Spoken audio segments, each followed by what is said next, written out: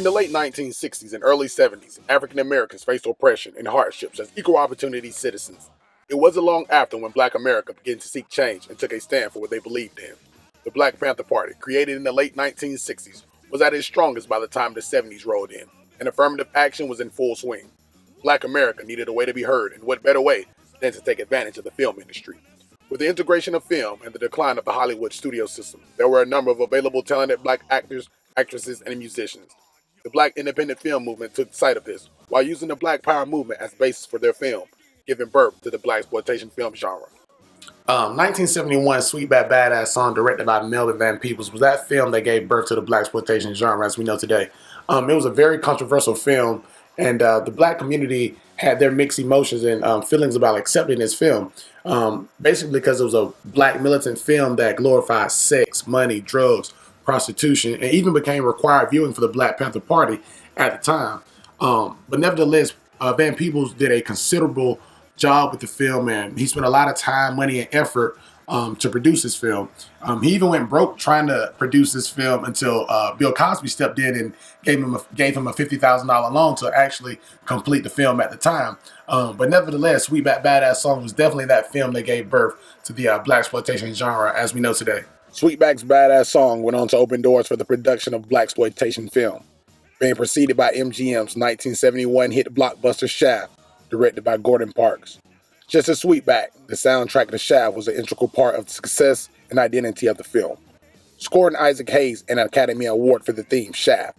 Shaft was widely accepted by the Black community as well as the white community, conquering a great milestone in the Blaxploitation film industry.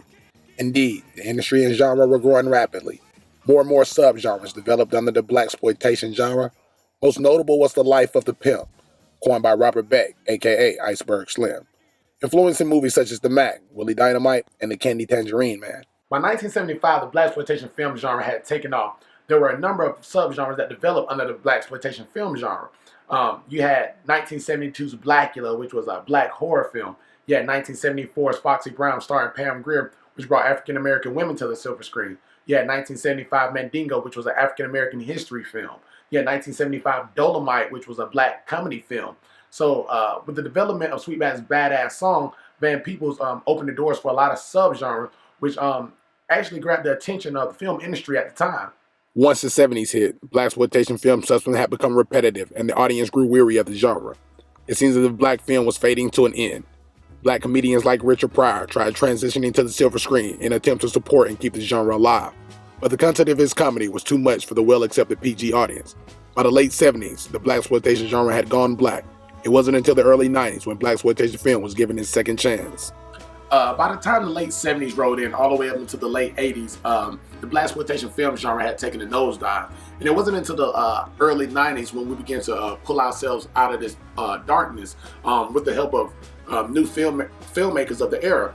Now we had Spike Lee, Mario Van Peebles, Keenan Ivory Wayans, Benny Boom, Hype Williams, Quentin Tarantino. We had a number of hungry filmmakers ready to make a change in Blaxploitation film.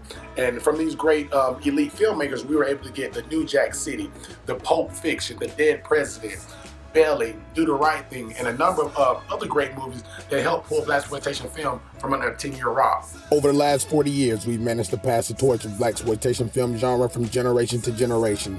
Who would have imagined Sweetback would have gone on to open doors for Black filmmakers and artists of today? Without a doubt, the birth of the Blaxploitation film genre hallmarked a period in the production of Black cinematic film and continues to inspire many today. We can only wish for the future preservation of Black film genre. Since as it began 40 years ago, we are still striving to preserve the genre for 40 years more.